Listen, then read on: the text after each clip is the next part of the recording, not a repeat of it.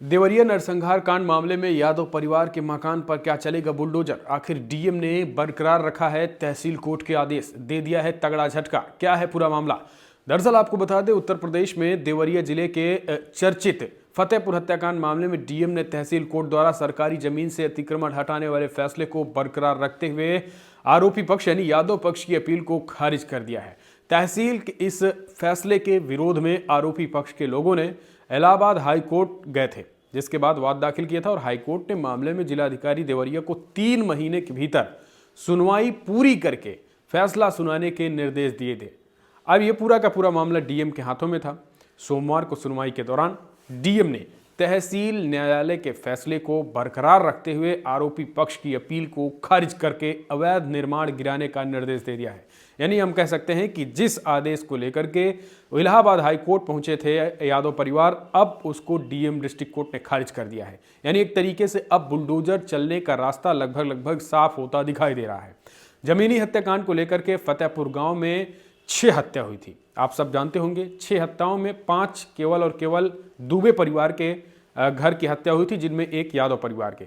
देवरिया जिले के रुद्रपुर कोतवाली क्षेत्र का फतेहपुर गांव में सत्या प्रकाश दुबे और पूर्व जिला पंचायत सदस्य प्रेमचंद्र यादव के बीच काफी दिनों से जमीनी विवाद चल रहा था। इसी विवाद में बीते 2 अक्टूबर को सत्य प्रकाश दुबे के दरवाजे पर प्रेमचंद्र यादव की हत्या हो जाती है और फिर प्रेमचंद्र की हत्या के प्रतिशोध में उमड़ी भीड़ ने सत्यप्रकाश दुबे समेत उनके पूरे परिवार को साफ कर दिया। परिवार के 5 लोगों की बर्बरतापूर्वक हत्या कर दी गई है।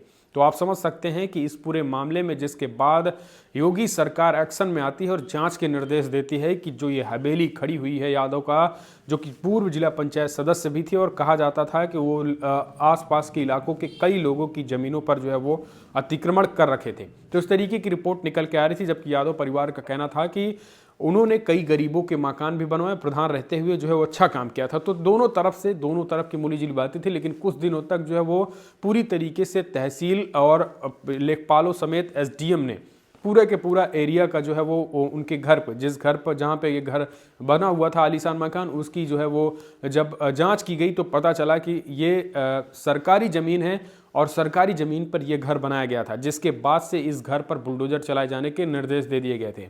हालांकि आनन फानन में यादव परिवार जो है वो तहसील कोर्ट के फैसले को इलाहाबाद हाई कोर्ट में चुनौती दी थी, जिसमें 3 महीने को लेकर 3 महीने के लिए जो है वो डीएम साहब को आदेश दे दिया गया था डिस्ट्रिक्ट कोर्ट को कि आप इसमें 3 महीने में तत्काल जो है वो जाँच करके कि क्या वाकई में जो है वो पूरा इलाका सरकारी भूमि में बना है या फिर उनकी ज़मीन है, इसको 3 महीने के अंदर जांच किया जाए। अब जब डीएम डिस्ट्रिक्ट कोर्ट ने इस चीज़ की जांच की तो उन्होंने भी पाया कि वो सारी ज़मीन सरकारी भूमि में बनी है, जिसके बाद उन्होंने ये आदेश कर दिया है कि पूरी तरीके से उसको वहाँ से हटाया जाए। यानी अवैध अतिक्रमण जो है वो हटाने का डिस्ट्रिक्ट कोर्ट ने भी आदेश दे दिया, जिसके बाद एक तरीके से डीएम के इस कोर्ट के झटके के बाद अब एक सबसे बड़ा सवाल कि क्या जिस बुलडोजर के खिलाफ हाई कोर्ट पहुंचा था यादव परिवार, अब फिर से बुलडोजर चलेगा?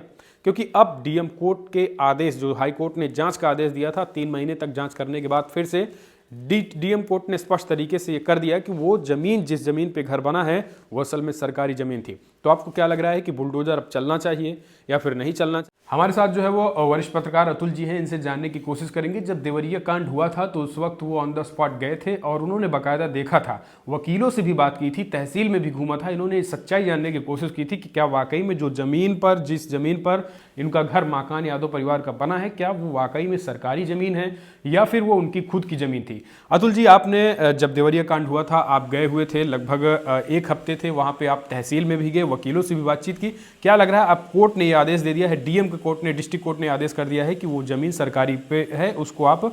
जी अतुल जी, आप गए थे, क्या आपने देखा था उस समय? जिस समय प्रेमचंद्र यादव के घर की पैमाइश हो रही थी उस समय भी लगातार यादव पक्ष की मांग थी कि अभी वहां पर धान लगाया गया है, खेती हुई है, तो ये पैमाइश अभी ना की जाके कुछ समय तक के लिए स्टे किया गया था। ना कि सरकार ने, ना तो कोर्ट ने ये आदेश दिया था कि अब बिल्कुल भी बुलडोजर नहीं चलेगा। उन्होंने मांग की थी कि कुछ समय के लिए जो ये पैमाइश हो रही है क्योंकि रोक दी जाए, क्योंकि जो वो पत्थर था, जो पैमाना होता है, और उनका जो पूरा घर है, अगर बात करें पूरा घर जो है, आधे से ज्यादा उनका घर सरकारी जमीन में है, और जिसको लेकर लगातार चाहे वो एसडीएम साहब हो या चाहे डीएम साहब, उस समय लगातार पैमाइश थी। अखिलेश यादव भी पहुंचे थे इसको लेकर, और तमाम लोग वहां पर जो ब्राह्मण और यादव में एक तकरार देखने को मिल रही थी। तो कुल मिलाकर उस समय जो माहौल बिल्कुल वहां पर बिगड़ा हुआ था, असमंजस स्थिति थी। पुलिस लगातार एसपी हो वो कोऑर्डिनेट कर रहे थे, दोनों पक्षों को मनाने की कोशिश कर रहे थे लगातार। और उसके बाद वहां की बात करें तो तत्कालीन स्थिति में यही निर्णय लिया गया कि अभी ये निर्णय न लिया जाए कि बुलडोजर चलेगा कि नहीं चलेगा, लेकिन उनके घर पे चस्पा कर दिया गया था। चस्पा लगा था। चस्पा तभी लगता है, पैमाइश तभी होती है। पैमाइश के पहले ही चस्पा लग गया था कि ये सरकारी जमीन है, चिन्हित कर दी गई थी, लेकिन एग्जैक्ट जो पॉइंट थे वो नहीं पता चल पा रहे थे उस समय, इसलिए ये निर्णय लाने में इतना समय लगा। तो अब तो लगभग कोर्ट ने, हाई कोर्ट गए थे वो लोग, हाई कोर्ट से आदेश दिया। अब तो डीएम डिस्ट्रिक्ट कोर्ट ने यह आदेश किया है, 3 महीने की जांच के बाद सघन जांच किया गया और पाया गया कि तहसील कोर्ट ने जो आदेश दिया था वो सही था। तो क्या लग रहा है कि अब अगर बुलडोजर चलता है मान लीजिए, तो क्या स्थिति होगी? क्या लग रहा है कि फिर वही स्थिति जो है जैसा देवरिया हत्याकांड के बाद हुआ था, यादवों के द्वारा जो है उबाल देखने को मिलेगा, या फिर जो है वो कुछ नॉर्मली जो है वो बैक गेट से, बैक चैनल से योगी सरकार बुलडोजर चलवाएगी, तो कोई इतना बड़ा यादव समाज के लोग उतने ज्यादा उग्र नहीं होंगे? देखिए, अगर इस कांड को हम न भी लें कि इस कांड से उस घर का कोई वास्ता है जी, फिर भी वो घर सरकारी जमीन में है, अवैध है जी, तो उस पर तो बुलडोजर चलना चाहिए, क्योंकि सरकारी जमीन जगह जगह पर आप देख रहे हैं अवैध कब्जा इतना ज्यादा हो गया है, चाहे वो कब्र के नाम पे चाहे मंदिर के नाम पे, तमाम जगहों पर लगातार सरकारी जमीनें हड़प कर रखी गई हैं।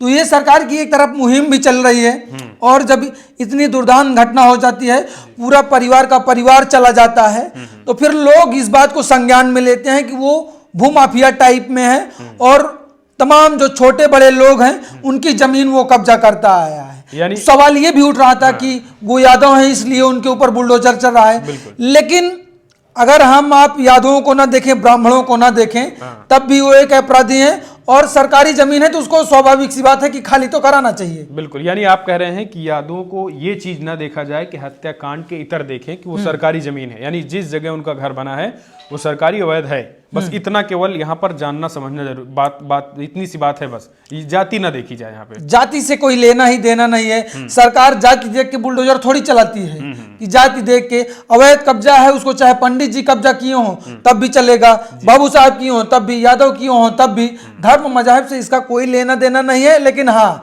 वहां पर पॉलिटिकल माहौल बनाने के लिए, राजनीतिक रोटियां सेकने के लिए ये सब, हाँ, ये चाहे भाजपा हो चाहे सपा हो, क्योंकि वहां राष्ट्रीय अध्यक्ष अखिलेश यादव का भी पहुंचना, फिर वहां पर माहौल और गर्म हो जाना। बीजेपी के लोग भी लगातार यही प्रयास कर रहे थे कि बुलडोजर चले, दुबे परिवार को संरक्षण दे रहे थे।